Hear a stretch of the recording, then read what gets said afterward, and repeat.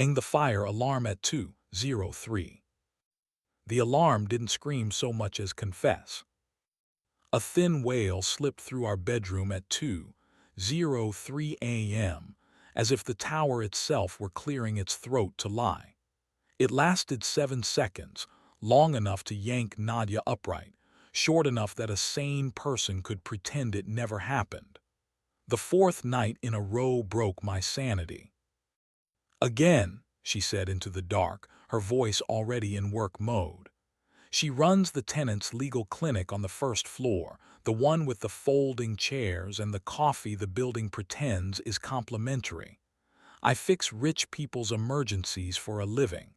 Between us, there's not a lot of sleep. "It's not a test," I said, already swinging my legs out. "Tests are on Thursdays." "What is it then?" she asked. "An alibi," I said. By the time we got to the hallway, the wail had reset to its patient poolsing. Neighbors peered through door chains with the expression people get when they can't tell if they're targets or audience. On 27, the air felt warm, but that meant nothing in a tower that inhales and exhales other people's weather. In the service corridor, a janitor with a cart and a tired mustache glared at the ceiling. "You got an extinguisher for ghosts," he said. "Where's the panel?" I asked. "Office," he said. "Locked. Management says only them and the vendor." Nadia squeezed my wrist. It's her prod when she wants to remind me not to be the man who knows too much in a way that costs us rent. Downstairs, the lobby was the color of expensive sleep. At the desk, a man in a navy suit and a nameplate that didn't want to be read tapped the panel like he was keeping time. "False alarm," he told me before I introduced myself. "Go back upstairs." "Call the fire department," Nadia said. He smiled without his face. "They've been informed." "The code you just tapped," I said because my mouth does this. 2303 hash. It silences for 4 minutes. He looked at me as if I had asked for his mother's maiden name. "Sir, you're not authorized." "That's a 4-digit code and a pound sign," I said. "It's a hobby horse, not authorization." He leaned forward the way men do when they're about to make a mistake they're going to call policy later. "You don't want to get involved." "I'm already awake," I said. "Involved was step 1. Nadia held my arm until my pulse learned manners. "Who's the vendor?" she asked. "Lone Fire," he said. "They handle a lot of towers."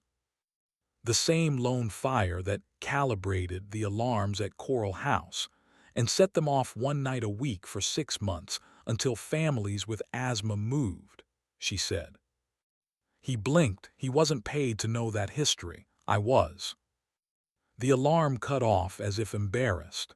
A soft chime followed, the sound you use on toddlers who can't handle the concept of all clear. The navy suit exhaled. "See," he said. "Just a hiccup." "It's a plan," I said. Back upstairs, Nadia pulled me into the kitchen and put both palms on the island like she was prepping a surgery. "You want to say it," she said. "They're building a nuisance record," I said. "Documenting resident non-cooperation in evacuations they trigger themselves, so they can file for safety noncompliance and chronic disturbance on rent-controlled floors." "And the fire code?" she asked. "They call it calibration," I said, "and they comp the vendor with a maintenance contract. It's the kind of paperwork a judge reads too fast because his son's piano recital is at 6.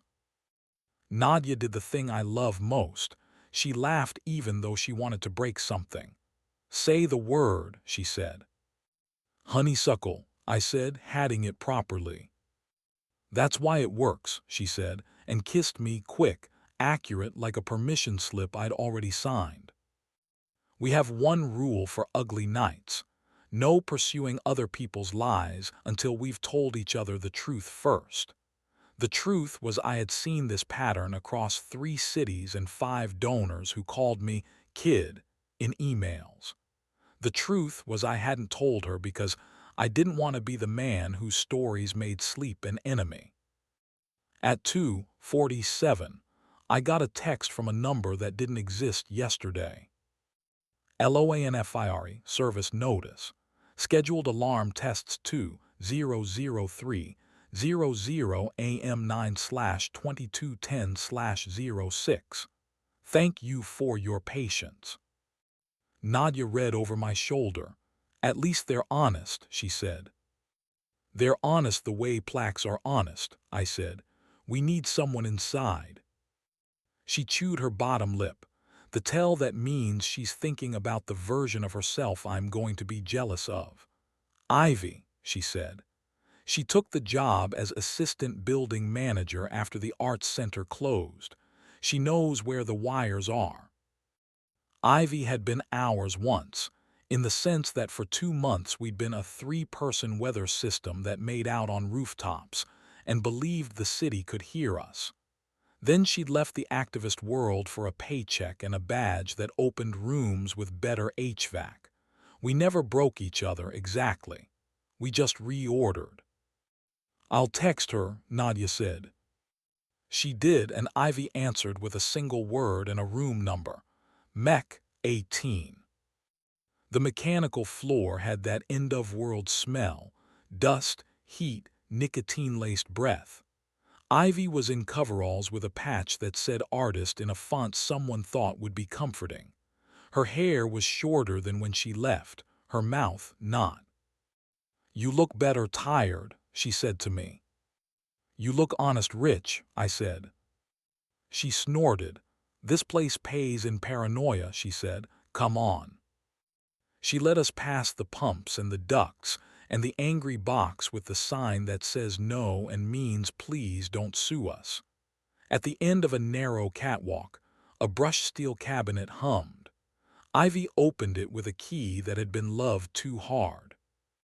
Lone Fire's panel, she said, wired into the building system like a barnacle on a whale. Here's the silencer, here's the delay, here's the schedule input.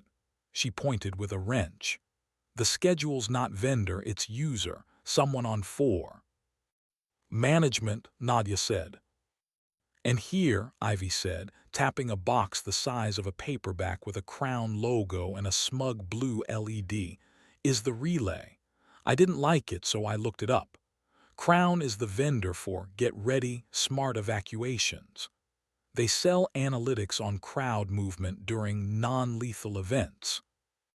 Who buys the analytics? I asked. Developers, she said. Insurance, lenders, anyone who wants a heat map of who's likely to sue. Or leave, Nadia said. I put my palm on the cabinet the way I do when I want a machine to remember it belongs to a human. We need the schedule, I said. We need the contract. We need the reason the elevator drops from 27 to 4 every time the alarm ends. Ivy looked at me like she used to when I was smarter than my good sense. You're not supposed to know that, she said. I counted, I said. She fished a thumb drive from her breast pocket and flipped it once. This gets you the logs. Don't ask how I have it. Do you want out? Nadia asked. I want leverage, Ivy said. You're Sparrow, the one who makes wrong people hate adjectives. She'll want names, I said. She can have mine, Ivy said. On the record, if the clinic promises representation when the owner pulls the non-disparagement out of his piano bench. Nadia nodded. We'll find you a bench. We were back in our kitchen by 3:40, high on the thing that happens when a machine gives you a piece of its confession. We didn't turn on the lights. The city threw enough in through the glass. You thinking what I'm thinking? Nadia asked. That the alarm isn't the weapon, I said. The footage is. We'd been through the vendor wars, companies that curated cameras for resident safety, and then sold the data to parties with risk interests. An alarm at 2:03 isn't just an evacuation. It's a film set. You catch who lingers, who panics, who kisses in the stairwell, who swipes a fob at a door that shouldn't open, who refuses to leave because they're sick or brave or tired of the performance. They'll call it a lease violation, Nadia said. Failure to comply with safety. They'll call it habitual, I said. They'll call it chronic. They'll call it any word that lets them be sorry without consequence. She stepped between my knees and hooked a finger in my waistband. We're going to have to perform then, she said, mouth now. We are, I said. She kissed me carefully, then not. We've always been good at the language that doesn't ask the city to translate. Her hands wrote urgency along my back. Mine mapped the part of her that resets me. She climbed onto me in the kitchen, practical and greedy, like she'd earned it twice. It wasn't porn, it was proof of what our nights expect and what our mornings forgive. You're distracting me, I said against her throat. It's tactical, she said, smiling, and moved in a way that made me forget my own name for 7 heartbeats. I remembered it in time to do the thing I'd promised, send Sparrow the logs. The story broke the way good ones do, so obvious in hindsight that the guilty tried to call it boring. Sparrow led with the map of 2:03s, the code that silenced, the vendor that sold crowd heat like jewelry. She did not name Ivy. She named the contract and the clause that allowed resident profiling for safety optimization. She named the councilman who took a photo in our lobby with the owner and used the word community. She named the judge who dismissed 3 nuisance cases last winter and now had a son interning for the developer. By noon, the building sent a newsletter the color of toothpaste. We at Arden Towers value your sleep. The alarms were part of a planned calibration sequence. We apologize for any inconvenience. Please join us in the lounge for muffins. By 3 tenants on the rent roll received notices of non-compliance. One worked nights. One is 73. One is Ivy's sister.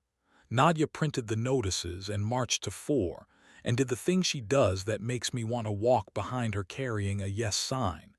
She knocked and kept knocking until someone who thought they were in charge remembered their body contains a heart. By 5, the owner made a statement on the steps outside with the river rehearsing behind him. He used the word journey. He said safety 9 times. He did not mention habit. We stood with the crowd, my arm around Nadia, her cheek against my jaw.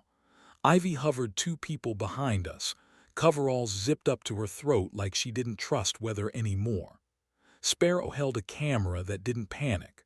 When the owner finished, the janitor with the tired mustache yelled, "Calibrate this," and the crowd laughed like it had survived a small war.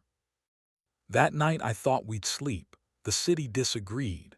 At 2:03 a.m. the alarm cleared its throat again. It coughed like a machine deciding whether it wants to be brave. Then it stopped. No 7-second wail, no 4-minute silence code. The panel somewhere behind a wall chose to be good. I was almost smug when my phone lit. From unknown, you're making him nervous. Come to 4, bring your woman. H. I said to Nadia, Hale. Hale had run the owner's campaign for the redevelopment in the next district, the one that had promised a clinic and delivered a branded hand-washing station in a lobby instead. He's the sort of man who invents favors for future use. He had also once been the sort of man I almost believed could be better. Don't go, Nadia said. I can't not, I said. He wants to get inside your head, she said. He's already in, I said. Come keep him from redecorating. Hale was in the office behind the lobby desk, the one with the framed certificate that says the building understands fire in a way that the law respects. He wore a nice suit badly. He smiled like someone who had purchased smiling and was trying to get his money's worth. "You're causing a fuss," he said. "We're insisting on sleep," Nadia said.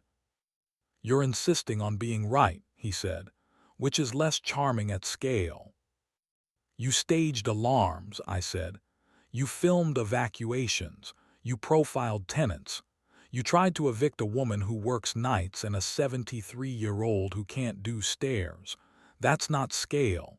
That's choice." He spread his hands. "We tested a system," he said. "A vendor abused a setting. A manager misinterpreted a clause. We're pausing and reviewing." "You're firing your scapegoat," Nadia said. "Try that sentence again with verbs that mean something." Hale gave me the look he used to give me when we were young enough to pretend we liked each other. "Jace," he said, "be reasonable." "I am," I said. "That's why I'm still in the room." He stared, eyes narrowing. "I could make this expensive," he said. "We could make this public," I said. He straightened. "Don't overplay your hand." Nadia laughed. It's her favorite hobby in rooms with men who think they invented cards. "We have other hands," she said. "We'll keep playing them." In the end, he did what people like him always do. He offered a deal that felt like a kiss and tasted like ash. He'd rescind the notices. He'd terminate the loan fire contract. He'd voluntarily adopt a camera policy that allowed viewing only with an independent trustee. He'd do it all if we didn't say his name. We took half. We left the rest on the table like a dare. At dawn, the janitor taped a handwritten note to the panel that said, in block letters, "No more practice." The elevator dinged like an apology.